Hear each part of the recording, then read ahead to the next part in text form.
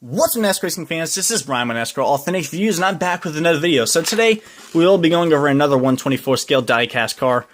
This, of course, is Austin Dillon's 2017 Coca-Cola 600 win at Charlotte. A very, very nice looking diecast. A race that I actually attended back in May.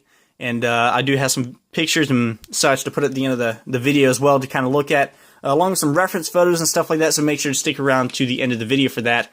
Of course, 2017 there on the side. The 2017 race schedule, of course, Charlotte falling right there with the All-Star race as well.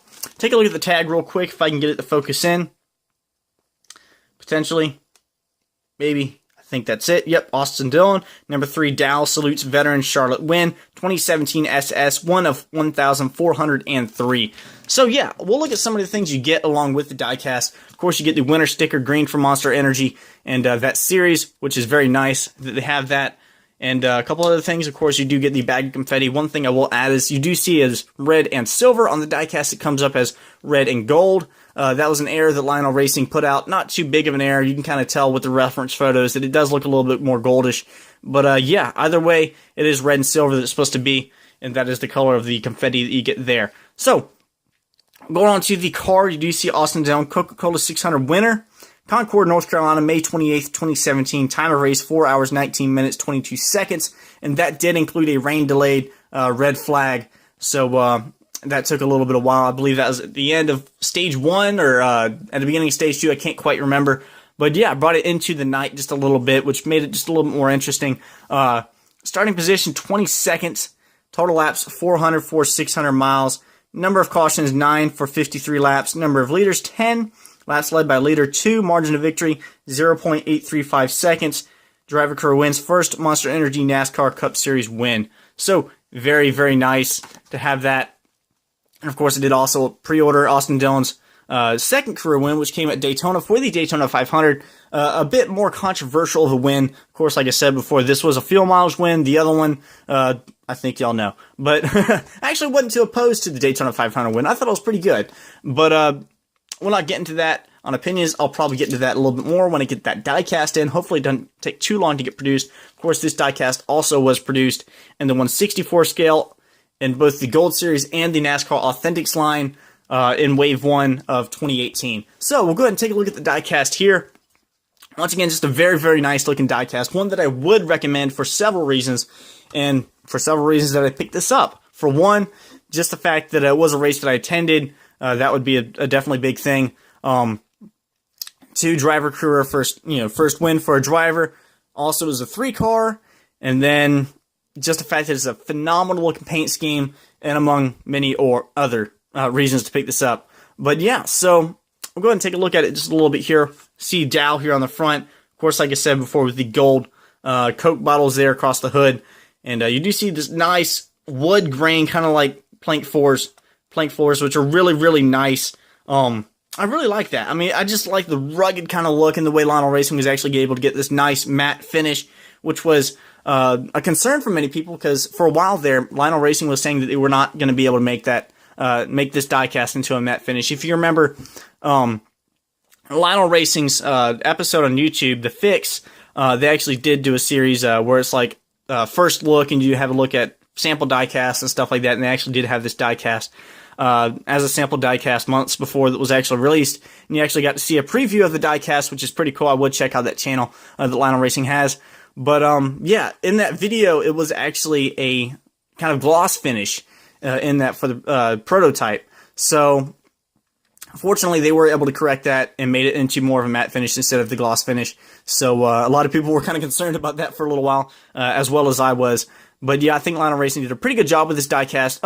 There are a couple things that are maybe just a little bit inaccurate, but that comes with every diecast they produce. There are a couple things here and there. One of them being for the fact that the back end is just a little bit too light. It was a lot darker on the actual diecast, which is not a very big thing. Fading issue is something that Lionel Racing has an issue with every now and again. But also the fact that this little flag does not actually come back to the quarter panel all the way on the real car. It actually did reach and extend all the way onto the fender wheel and towards the tire. But once again, not a very big thing. Something I can definitely look over for the fact that otherwise this diecast looks very, very awesome. But yeah, we'll go back to the front. Like I said before, down here on the front with Coke bottles and the wood grain there on the front. Of course, Chevrolet SS that was discontinued, and now we get the new Chevrolet Camaro for the 2018 series. Very, very awesome, which I'm definitely looking forward to getting a 2018 diecast. I do have, once again, Austin Dillon's 2018 Daytona 500 pre-ordered, and Chase Elliott's dual win from 2018 as well. That I could potentially not pre-order. I already have it on pre-order, but I could take it off if he gets another win. I just wanted a 2018 diecast that was not just a standard version. But yeah, as I do kind of look at it, there is kind of a hood pin that I just now noticed that is sticking up just a bit, so I do have to be very careful about that and make sure it doesn't pop off. That would be kind of a bummer to lose. Of course, Lionel Racing does kind of back their I don't want to say back their quality, but they will replace the hood pins if you do lose one. All you have to do is contact them. So, going on to the diecast once again, because I get distracted quite easily. Number 3 here on the driver's right front fender well, or whatever it is, the front bumper. See number 3 there, and RCR Racing there on the side as well. And you see the start of the American flag here, the blue and white stars there, going along with the red and white stripes going along with that. It just looks really, really great. This diecast just looks so good, or this car looks so good at the racetrack, and I'm really glad this diecast won, because I don't know if it would have been produced otherwise. Who knows, maybe it does. This diecast has not been produced in the standard non-raced version, so who knows if it would have been produced if it wasn't for the win. I'm certainly glad it was, but yeah, so once again, you see the 3. There's a little bit of dirt and grime here on the 3 if I can get it to focus in. Camera's not really cooperating too well right now, but yeah, you'll have to take my word for it just a little bit. There is some dirt and grime there on the 3, the lower right part of that. So you do see Dow here on the side with AAA Insurance as well, American Ethanol and Rheem. A couple other sponsors and such up here. Of course, the American flag there. Austin Dillon with his little Austin Dillon logo. 69 for Nicky Hayden, who was the motorcyclist who was killed, unfortunately, a couple months back, along with the win sticker as well. So that is pretty cool that they still kept that tribute sticker, and that sticker made it to the diecast. So props to Lionel Racing. Of course, a couple other various contingency sponsors, Lucas Oil, Bosch, Coca-Cola, and a couple others that can't quite read. There is a little bit of fading on the tires from tire wear, or just general grime that gets on the tires. So you can tell that, of course, the supporter troops tires, the specialty tires for the Coca-Cola 600. Back here on the back, you do see Coca-Cola. So very appropriate that a Coca-Cola sponsored car won the Coca-Cola 600 with Coke bottles on it. And of course, most of the Coke bottles fall on the Coca-Cola logo. So very nice that most of the Coke and confetti and stuff like that actually fell on the back of the car, because I did not want to ruin this beauty right here that has the American flag and such like that. Most times, I don't mind a lot of confetti on a diecast, but for this one, especially because the paint scheme is so great, I'm glad that most of it's on the back here and on the window and such. So, going on to the back, and of course you do see under the deck lid a fuel cell there, not too much. Going on to the right side, you do see a couple more Coca-Cola bottles there in the rear quarter panel, and on the back deck lid, and on the window, of course, Realtree there is a sponsor as well.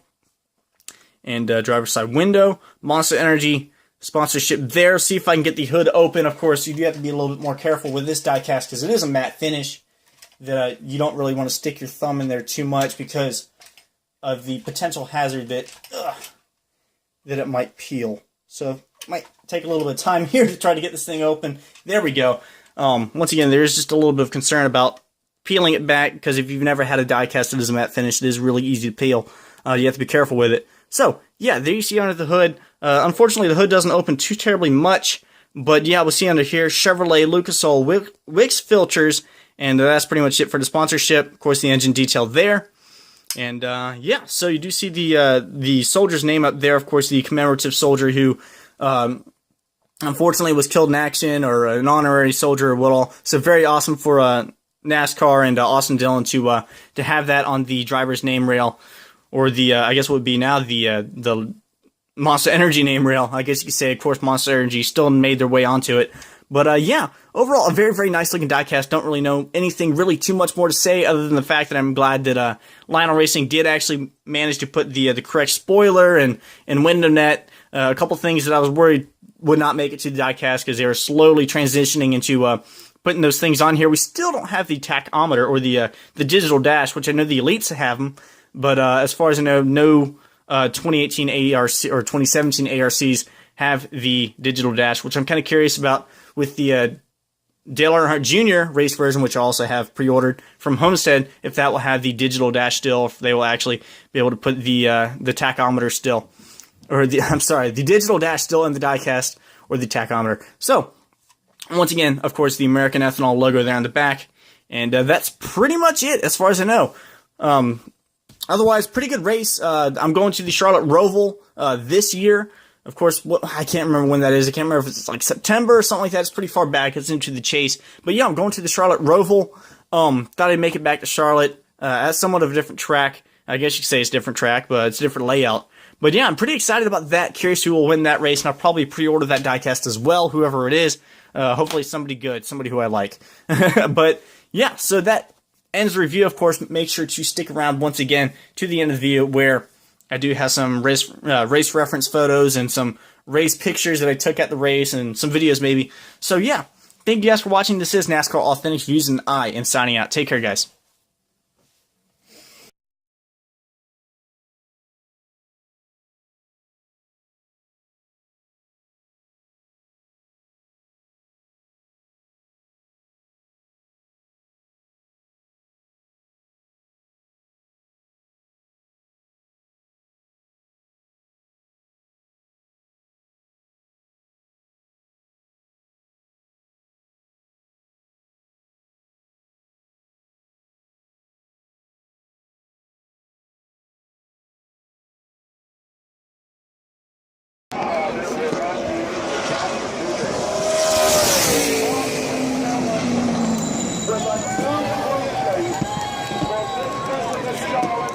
And the three cars has returned to victory lane in NASCAR Top Series. And I believe he doesn't have enough fuel to know more out. Winning it down.